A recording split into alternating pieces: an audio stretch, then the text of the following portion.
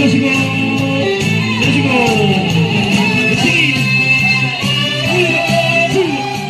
서울시 의원이 주도한 한 행사에서 괄약근에 힘을 줘 골반 근육을 강화하는 케겔 운동을 저출생의 대책으로 내놨습니다. 한 온라인 커뮤니티에 서울시 출생 장려 댄스라는 제목의 글과 함께 현수막 사진이 게재됐는데 서울시 시민건강 출생 장려 국민 댄조 한마당이라고 써 있습니다. 댄스와 체조를 합쳐 댄조라고 부른 이 행사는 지난달 24일부터 시작돼 오는 28일까지 진행됩니다. 이른바 국민 댄조는 지난 3월 서울 동작구에서 열린 으라차차 출생 장려 국민 댄조 서울시 캠페인 행사에서 처음 공개됐습니다. 국민의힘 김용호 서울시 의원은 이 행사에 참석해 자궁이 건강하고 몸도 건강하고 마음도 건강해지다 보면 출생하는 데 있어서 가장 좋은 조건이 될 수 있다며 결혼 후 아기를 가질 때 더 쉽게 임신할 수 있다고 주장했습니다. 하나, 둘, 셋. 조이고! 둘, 셋. 조이고! 또 김 의원은 지난해 11월 서울시 본회의에서도 이 운동을 직접 소개하며 따라할 것을 요청하기도 했습니다. 이를 접한 사람들은 세금이 줄줄 새고 있다. 너무 저급해 할 말이 없다. 출산 장려인데 왜 노인들만 운동하냐 등 황당하다는 반응을 쏟아냈습니다. 비판이 이어지자 주관사 측은 행사를 잠시 중지하고 장소를 변경하기로 했습니다. SBS 김민정입니다. 여자아이를 1년 조기 입학시키거나 노인들을 해외로 이민시키자는 안이 국책연구기관 정기간행물을 통해 저출생 대책으로 제안돼 논란입니다. 한국조세재정연구원 정기간행물 5월호 생산 가능 인구 비중 감소에 대응하기 위한 재정정책 방향에 대한 제언에서는 한국 인구 문제의 핵심을 생산 가능 인구 감소로 보고 출산율을 높일 수 있는 대책을 제시했습니다. 연구원은 우선 여성을 1년 조기 입학시키는 방안을 내놨는데 남성의 발달 정도가 여성보다 느리다며 여성들을 1년 빨리 입학시키면 향후 정년기 남녀가 서로 매력을 더 느낄 것이라고 주장했습니다. 구체적인 근거는 제시되지 않았습니다. 청장년층 생산 가능 인구를 늘리기 위해 피부양 인구, 즉 노인층의 이민 유출 대책도 제안됐습니다.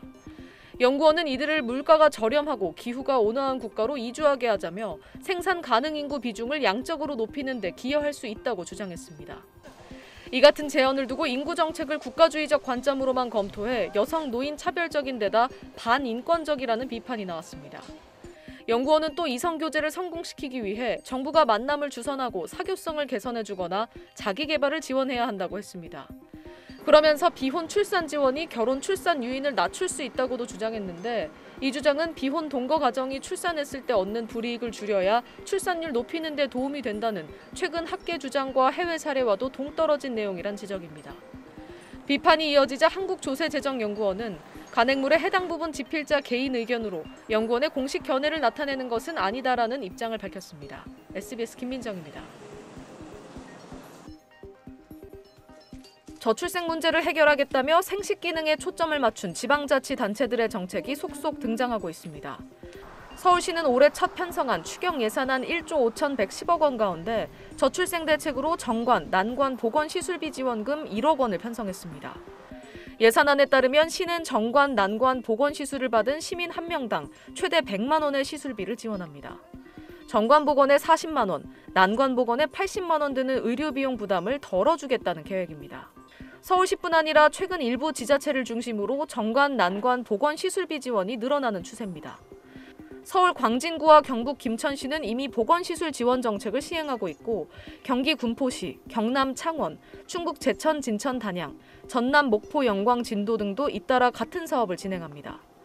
대구시는 지난 3월 8만 원 상당의 스마트 자가정자 진단기를 연령 제한 없이 대구 거주 남성 4천 명에게 무료로 배포했는데 이 사업엔 국비 1억 9천만 원이 투입됐습니다. 남성 가입력에 대한 관심도를 끌어올리기 위한 취지라는 설명입니다. 이런 정책을 두고 실효성이 떨어지는 사업에 혈세를 투입한다는 비판도 적지 않습니다. 묶은 거 풀 돈이 없어서 애 안 낳겠냐, 안 낳고 싶어서 묶은 거지 묶어서 안 낳느냐는 힐난이 잇따랐습니다. 통계청이 어제 발표한 1분기 출생아 수는 6만 474명으로 역대 최저치를 보였습니다. 특히 3월 출생아 수는 사상 처음으로 2만 명 아래까지 내려갔습니다. 통상 연초 출생아 수가 많은 점을 감안하면 올해 합계 출산율은 0.6명대라는 초유의 숫자를 기록할 거란 전망까지 나오고 있습니다. SBS 김민정입니다. 앞서 주요 뉴스에서 전해드렸듯이 작년에 우리나라에서 태어난 아이 24만 9천 명입니다. 48만 명이 태어난 10년 전과 비교하면 반토막 난 수준입니다.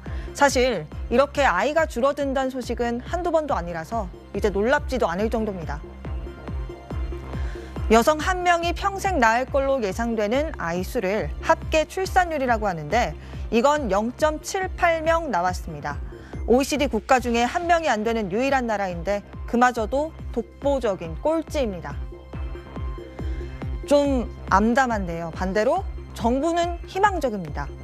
내년에 최저 출산율을 0.7을 찍고 서서히 올라가서 8년 뒤에는 다시 1을 넘을 거라고 전망합니다. 지난해에는 이렇게 이유를 설명했는데 함께 보시죠. 91년생부터 이제 95년생이 되는데 출생아 수가 70만 명대로 회복했던 그 인구대입니다. 주 출산 연령으로 진입을 하면 출생아 수에는 조금 더 긍정적인 말 그대로 젊은 여성 인구 자체가 많은 90년대생이 온다는 겁니다. 제가 90년대생인데 사실 90년대생들은 어리둥절할 수밖에 없습니다.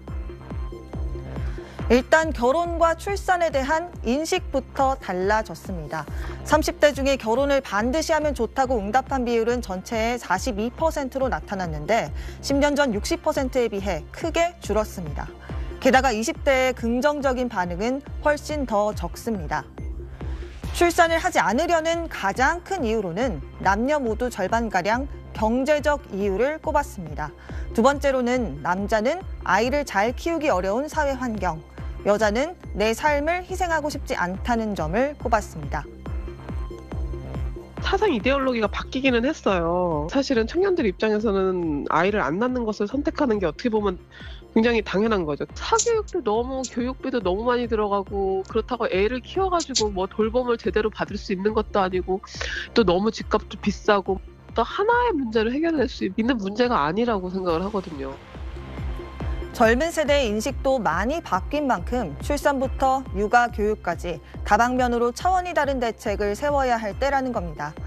하지만 일부 지자체에선 여전히 셋째는 1,000만 원, 넷째는 2천만 원 등 단순 현금 살포형 대책만을 쏟아내고 있습니다. 정부가 지난 15년 동안 저출생 대책으로 쓴 돈만 해도 380조 원입니다. 계속 이런 식이라면 흐름을 바꾸기 힘들어 보입니다.